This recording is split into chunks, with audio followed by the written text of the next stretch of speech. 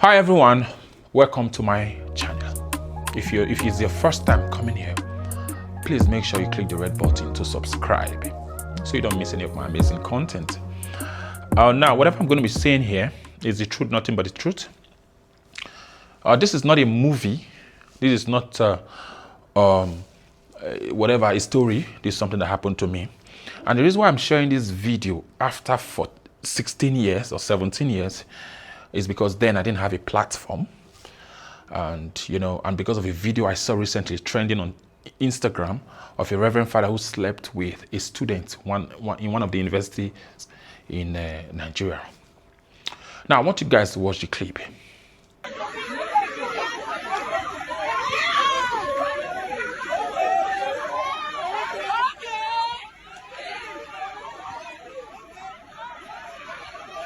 You see, right? I'm not trying to talk down on the Catholic Church.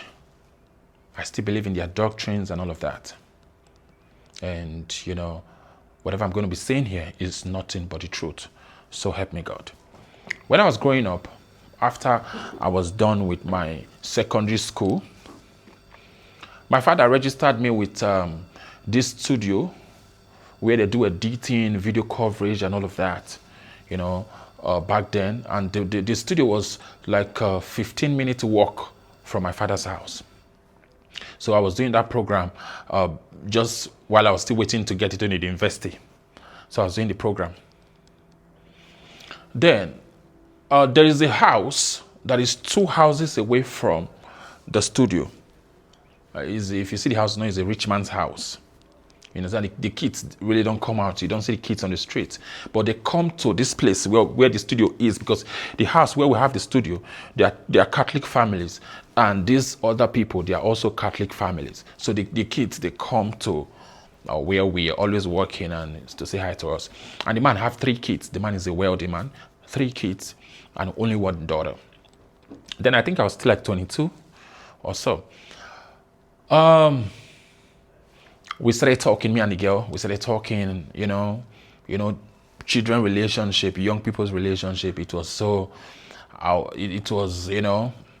was all over her that time. And that time I was still a virgin, but she had dated someone before. So we were very close. We were doing our thing. And I fell in love with the girl deeply, and the girl fell in love with me. But the father usually don't work in Nigeria, in Benin City, because this was in Benin. The father works abroad with one of the oil firm. So he comes like twice in 2 months or twice in 3 months and all of that. So the mom is always on ground, and they are a very strong Catholic family. So I was now close to the family. The girl introduced me to her mom, like her friend, So me and the girl's elder brother eventually became good friends. So I'm always in their house, I was so much in love with this girl. Like everything about me was that girl, you understand? And she was so much in love with me at that time as well. We're still very young. So we're not making the relationship too obvious because we're still very young. But the mom knew that we're dating. Fast forward, I got an admission into the University of Port Harcourt.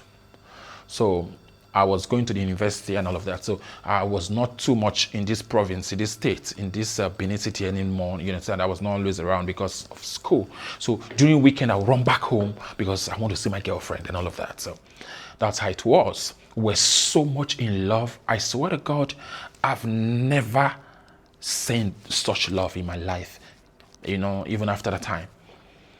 So fast forward. And that time, the girl was still looking for admission into the university.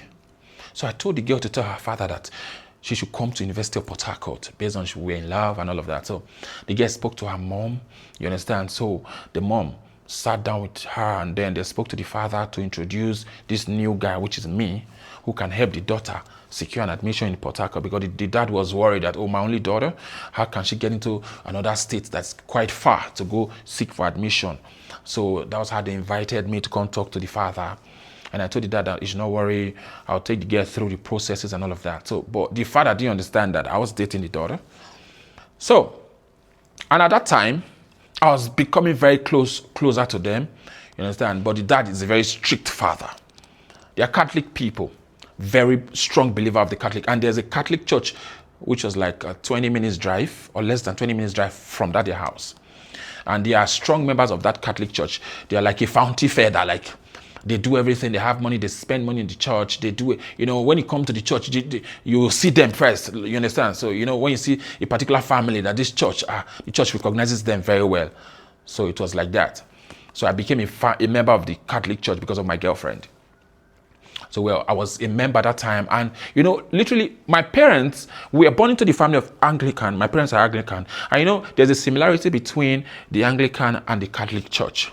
So my parents didn't have problem of me switching from Anglican to the Catholic church.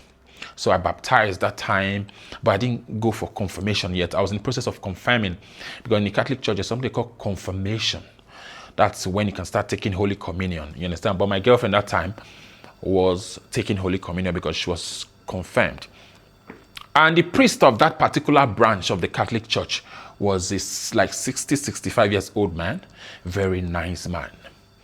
And, in the Catholic church, in the building, they have another building that's where the priest said, the Reverend Father, that's where he stays, like a duplex. They build a new one.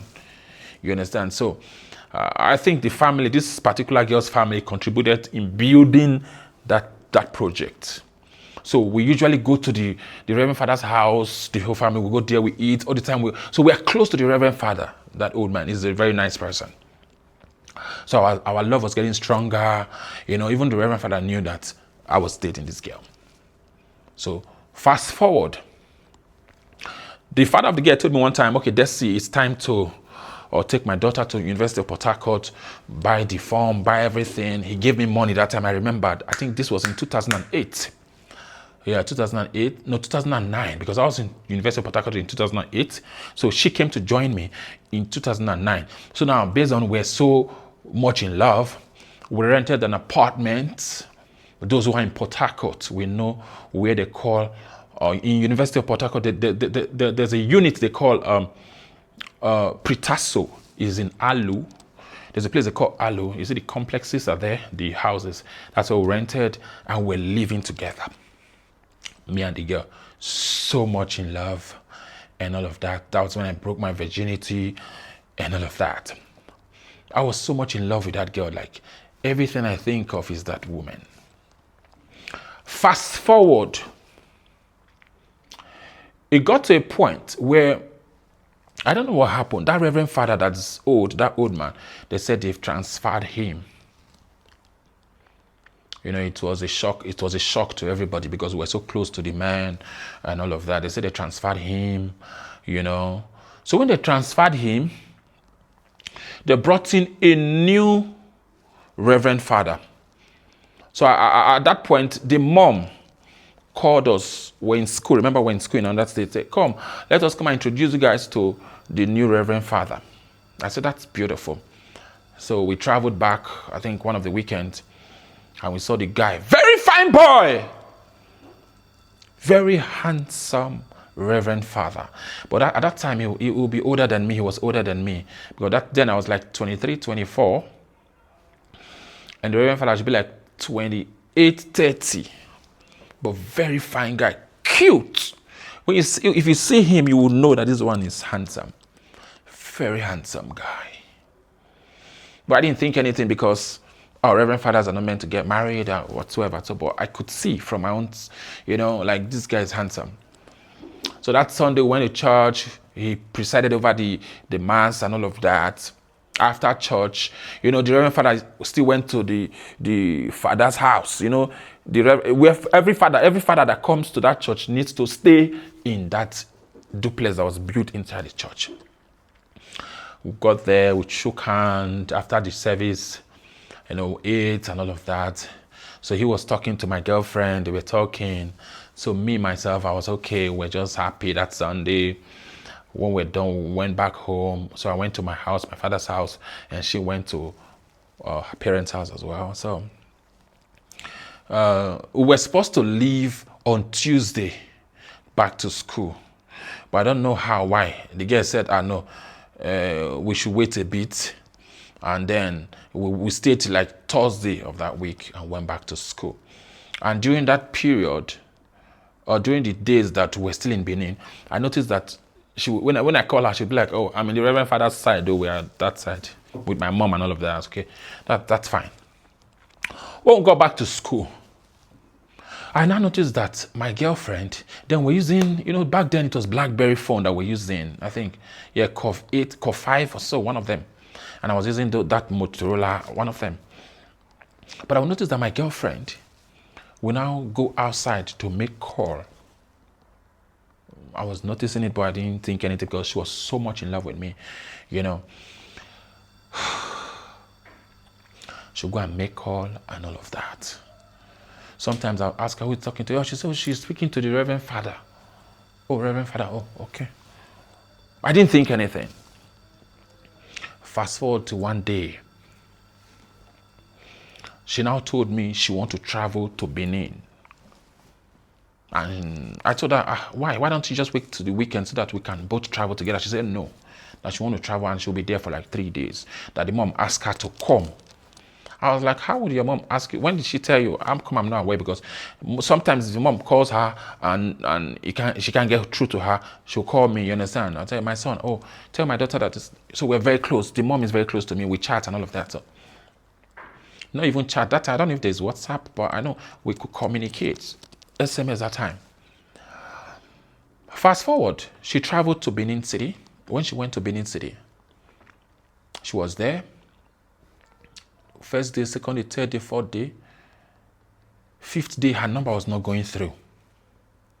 Sixth day, I was like, why? What's happening? So I reached out to her mom. I called her mom that, what's happening? My girlfriend has not come back to school. She said, no.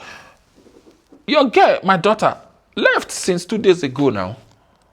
I said, wow, your daughter left, and me, that day I could not sleep that day. I waited till the next morning. The next morning, I entered the vehicle because then I don't have a car that time. So I entered the public vehicle, Bobizwa Motors, I remember. I went to Benin City. I went to see the mom. The mom said, my daughter left here 2 days ago. So at that time, the mom was now worried. I was trying to reach the girl and all of that. So I was in Benin. Then my mom was still alive. I told my mom said I should calm down. The girl would call me, whatsoever. Now, I now call, the girl has a best friend who stays in Benin. I now called that one. She said, oh, that she saw her early this morning in Benin. She saw her friend. She said the friend is already going back to school. I was like, wow. So when she said that, the next day I started going back to school. When I got to school, when I got to the apartment, she was already at home. She was having this, when somebody has done something wrong, I was asking her, babe, where did you go for the past 2 days? Because I went to Benin and your mom said you left 2 days ago. She was quiet. She didn't tell me anything. I was so worried. I tried to check her phone so I can check what's happening. She didn't give me her phone. That was when I knew that something was going wrong. That day I did not eat. Because the place is just one room and toilet and bathroom and all of that. I locked the door. I didn't talk to her that day. The next day I didn't talk to her. The third day I didn't talk to her. We're just there. And she still takes call and go outside. So on one fateful, I think on the fourth day, I told her that, babe, you need to sit here. Today you're not going to school. Today, you will not go to school. Will not go to school today. That place you went to, I want to know today. So I was so angry and all of that. So she said, okay, all right, babe, I'm going to be very honest with you. I'm going to be very truthful to you. She said she was with the Reverend Father. Reverend Father? He said, yes. That he lodged somewhere in Airport Road in Benin City. That she was with him. When I heard that, my heart got broken. Then I was anxious to ask. Like, I was so curious. So what happened? Did people have sex? She said yes. When she said yes, life left me. I cried. I've never been hurt like the way that thing hurt me. It hurt me so much. It hurt me a whole lot. Like, I will never lie. I've never been hurt I don't think, even when my mom passed on in 2017, I don't think I was hurt to the extent of the way I was hurt during that news I heard from that girl. I cried that day. I cried. The girl was begging me that it's the work of the devil, I should keep it a secret and all of that. And I asked her, how long has this been going on? She said right from that time that the mom introduced us, that the Reverend Father took her number. I think I went out. Then I didn't have a car. No, I went out during the time we were at the Reverend Father's house when they were introducing us. I said the Reverend Father exchanged the number, you know. So when I heard that thing, I was so hurt. So I said, now at this point, you know, and at that point, I didn't have money. I was just a student. I didn't have money. So you can't fight a battle when there is no money. So I called my mom and I told my mom that, Mommy, see what is happening. My mom felt bad. You understand? So I took the girl's phone and I went through SMS because they were communicating through SMS. I saw a lot of pictures that the guy was sending. You know, that time it used to be MMS. I think MMS. When they send pictures, the guy who sent pictures of his chest because he's hairy here. Send picture of his private part to the girl, telling love things. When I went through the chat, it was crazy. At that time, I was angry. I copied everything. Then I was into those big desktop computer that used to be big like this. I copied everything from that phone, the pictures, everything, to the computer. I transferred them to a flash drive. Then I said, I need to fight this. My mom was telling me, no, Desi, let it go, leave it for God. I said, no, I can't leave this for God. So I called the girl's mom. The mommy, see what your daughter told me. The mom said, God forbid, it's a lie, it's a lie, it's a lie, it's a lie. My daughter cannot do such a thing. No, that's the Reverend Father. That's the body of Christ. Desmond, if there is something wrong with you, we need to go check what is wrong with you. My daughter cannot do anything of such with the Reverend Father. I think my daughter is drunk. I think something, blah, blah, blah, blah, blah, blah, blah. A, B, and C. The mom never believed. Now, my main problem at that time was, what do I do? Who should I talk to? Who is going to believe me? Now, my problem is not because my girlfriend cheated.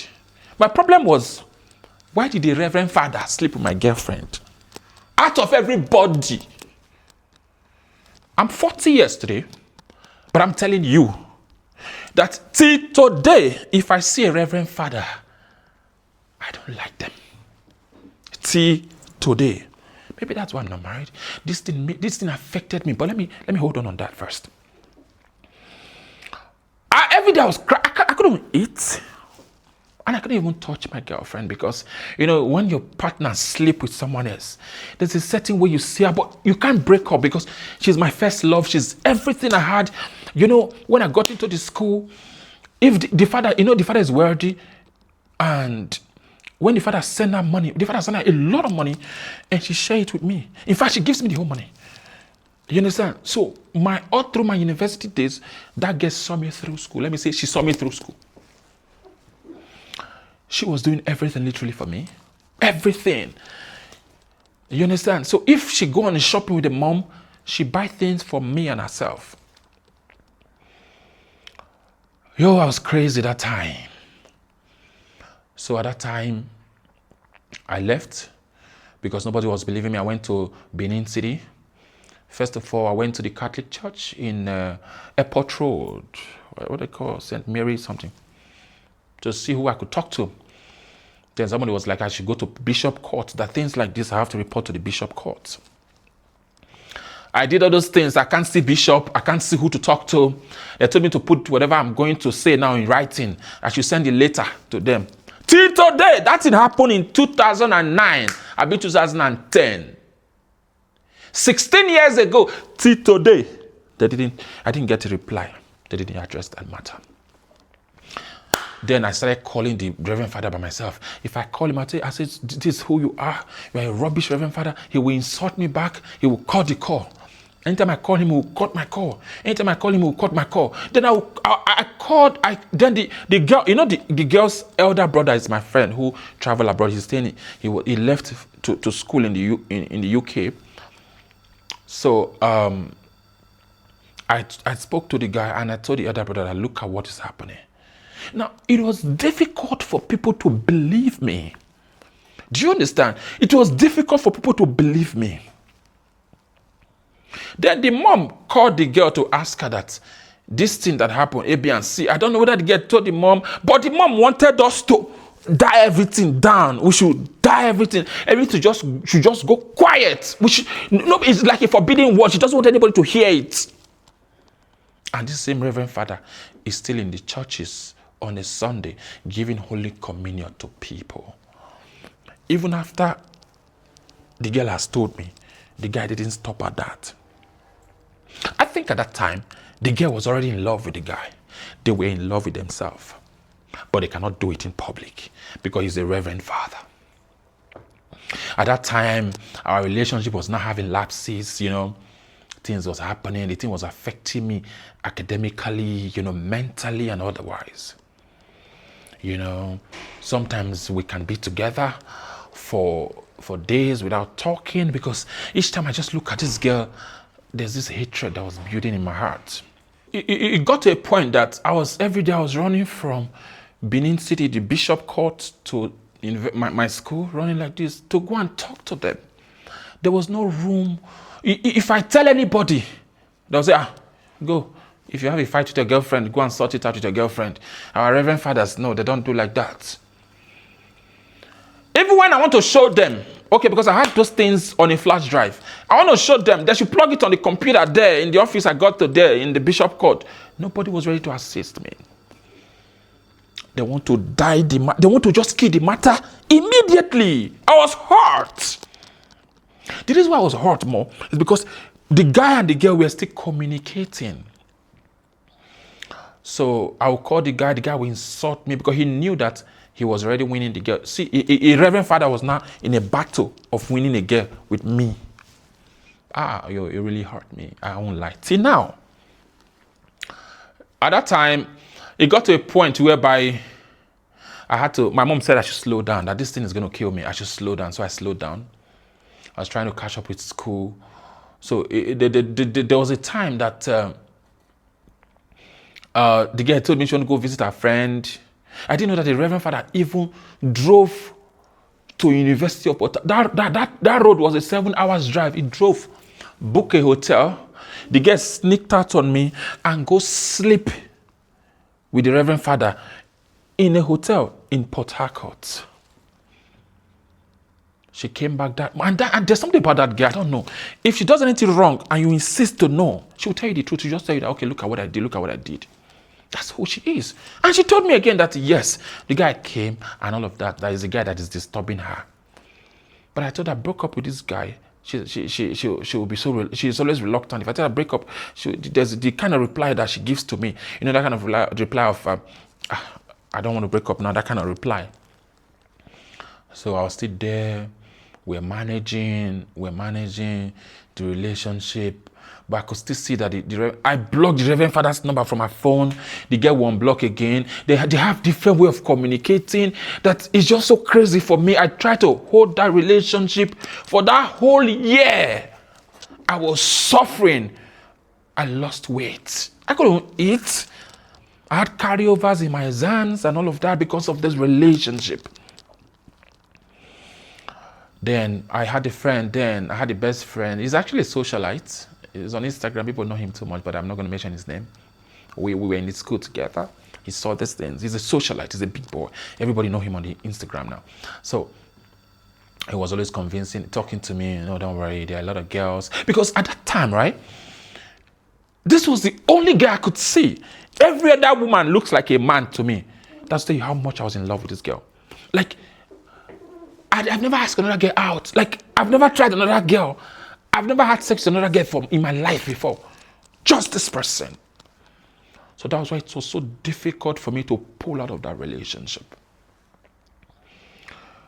And that time, we were just living together. We were like roommates. The love was no longer there. You understand? Sometimes she goes out.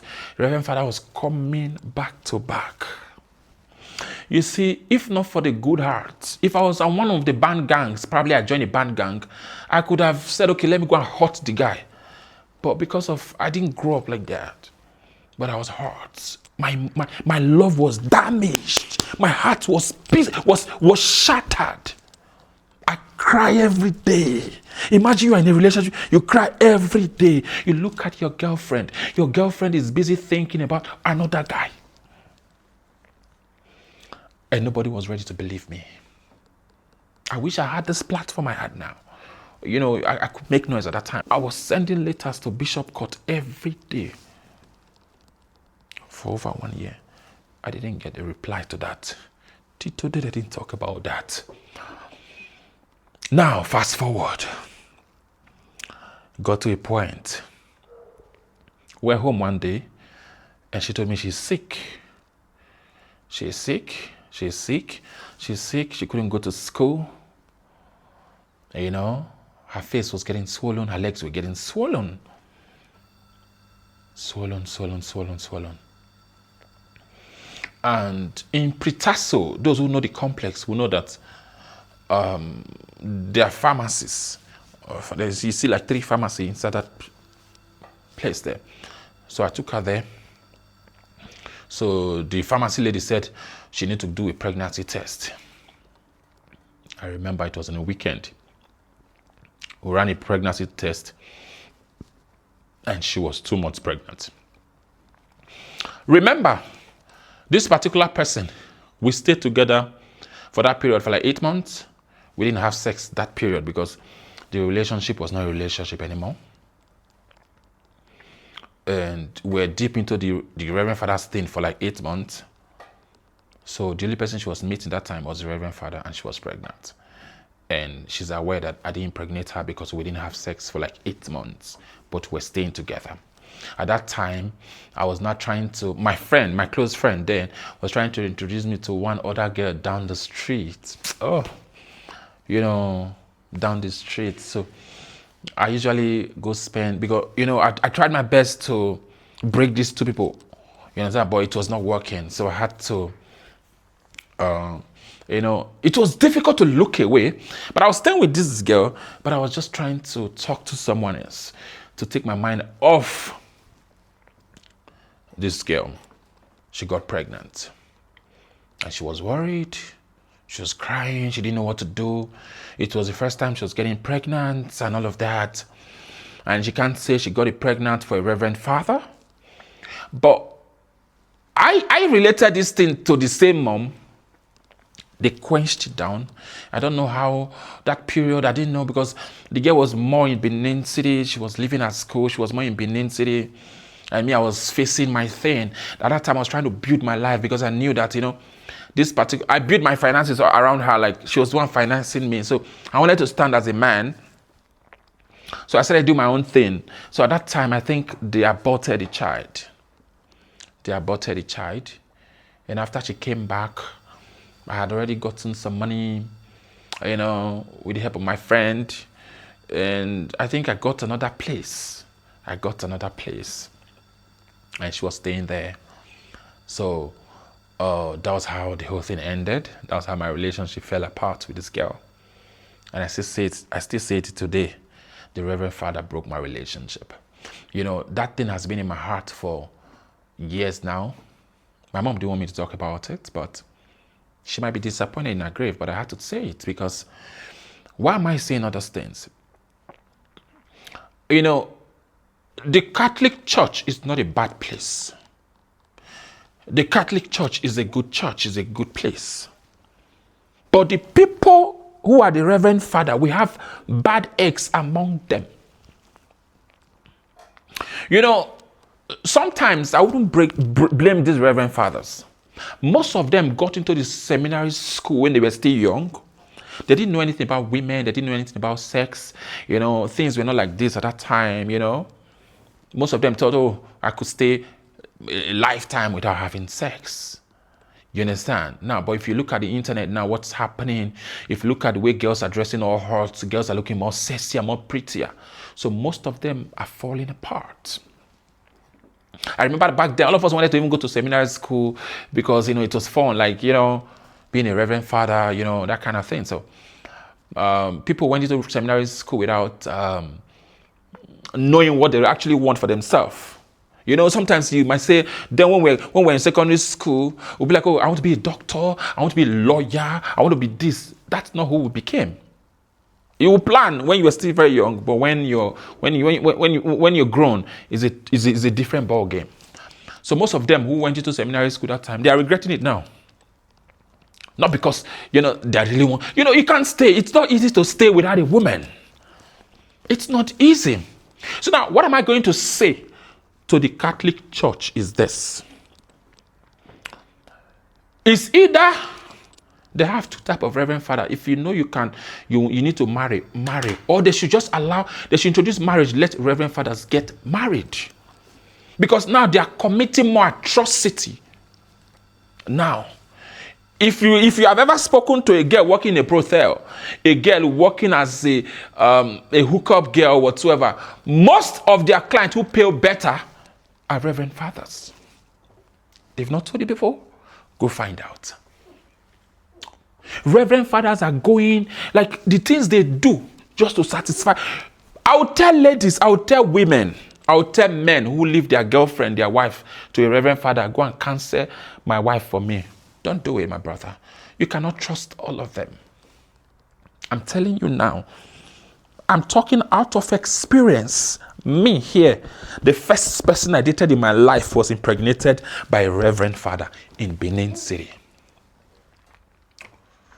So, now we might not have evidences because it's been 16, 17, 18 years now. I would have shown those things, but it's over a decade. Now, I would advise people, young ladies, don't leave your kids. Women, don't leave your children. Men, don't leave your children who are daughters to a reverend father. Trust your father in the Lord, but don't, especially when the girl is grown enough to, don't do it. And most girls have been molested, have been used by reverend fathers, but nobody can speak out. Who would believe you? It's just like my own case. Who would believe me at that time? Those people who know me till now, who knew me back then in University of Port Harcourt, we know what I'm talking about. They know me and this guy. Everybody knew me and this guy in the University of Port Harcourt at the time. And that time I was a photographer at that time. The lot of people that are watching me now, we know that, oh, this guy with this girl, they know me in school with that girl. Mothers and fathers, there are so many things your daughters are going through, they can't say. And to the body of Christ, to the bishops, the Pope, and whoever, I think they should do more of scrutinizing, more of watch the people you take to preside over a particular church. You understand? Married women are being used by reverend fathers, but nobody can speak out. And they should have a channel, a means for who want to report something to the bishop. They should have a channel. So if I have a complaint about a reverend father, or somebody have whatever he want to say about a reverend father who has molested her, who has, they can actually reach out. It's very important because imagine me, the letters I sent 17 years ago, I didn't get reply till today, 2026. The body of Christ is a beautiful place to be. The Catholic Church, I believe in them so much. I believe in their doctrine. I enjoyed while I was there. But now, this particular thing with this particular reverend father caused me so much damage in my heart that at 40 years, I still feel that pain. The guy literally looked at me and hurt me to my face. Like, he hurt me. Some of the text message he will call me, he will send me a message and when we write, you are a loser. A reverend father saying that to me. But nobody believes me. The only person that believed me was my family. Because I showed them. You understand? So your kids might be going through this. Reverend fathers has done so many things to so many people. So it is better they cancel this thing of Reverend father should not marry. Because they are human beings as well. If they wake up in the morning, their manhood still get erection. How many of them can control it? That's why you see them patronizing brothels. And one thing about the bishop, whatever the body of this thing, they don't even check these people. They don't even do, this one is a reverend father, the church is doing well. Oh, fine. No. A lot of people are going through this. If I was not sharing this, now you will never know that this thing happened. And if you share a thing like this, the body of Christ, the Catholic, they want to quench it down.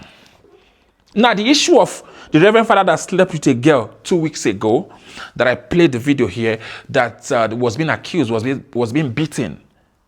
The matter, we didn't hear about it again. The Catholic has the most powerful people. They'll quench it. So, I'll say this to parents. Please, mind how you release your daughter, your female child, to a pastor. Even if it's not a reverend father, a pastor, a man of God. They use that name to get into their pants. Be very careful. I know probably one way or the other, that particular reverend father, I don't know if he's still a reverend father again, he's going to see this video. And today, for the first time, I'm going to forgive him and let this thing go out of my heart. Like my mom said, leave it to God. But today I forgive him. But the pain, the scar, is still there. Everybody know how a first love is. You know how that feeling of a first love, then where love was still love. Sometimes I just feel that Reverend Father should be old people, should be old men. How can you bring one small fine boy, 6-pack, tall, handsome, a bit light skin, blue eyes? You say, come on, preside over these beautiful girls. And I know that it's not only my girlfriend that guy slept with. It's not only my girlfriend. He was so much in love. A Reverend Father would travel 7 hours to come and sleep with my girlfriend. Now the girl got pregnant. The mother, everybody contributed to go and remove it quietly. It hurt me so much till today. So, I wish you have learned something today. If you have not subscribed and you've watched it to this extent, please make sure you subscribe. There are a lot of things I'm going to be talking about on my channel. So make sure you do well to subscribe. They don't pay money to subscribe. So just subscribe. And make sure, if you have the opportunity, share this video to other people. Because people are going through a whole lot of things that they cannot share. They cannot talk. They cannot talk. You see, the body of Christ now, it's darker than you think. In the Catholic now, so many things are happening that I would not want to talk about, because I still believe so much in the Catholic. It's not all Reverend Fathers that are bad. Some are good, some are sincere. Some have kept themselves even before they died. Some that have died. So it's not all of them that are bad. I'm not calling all Catholic priests bad, but few of them need to be checked. There needs to be a scrutinization. Scrutinize these people. Check. Do investigate. They should have a department that investigate these Reverend Fathers. A Reverend Father will drive out. A Reverend Father will rent a house for girls and then be paying there, go there, sleep with them. These are things that are going on without people knowing. neighbor's wife, Reverend Father, rent rooms, hotel rooms. Like, imagine. I wish you all the best. Thank you guys for watching. My name is Desi Handsome. Have a beautiful one.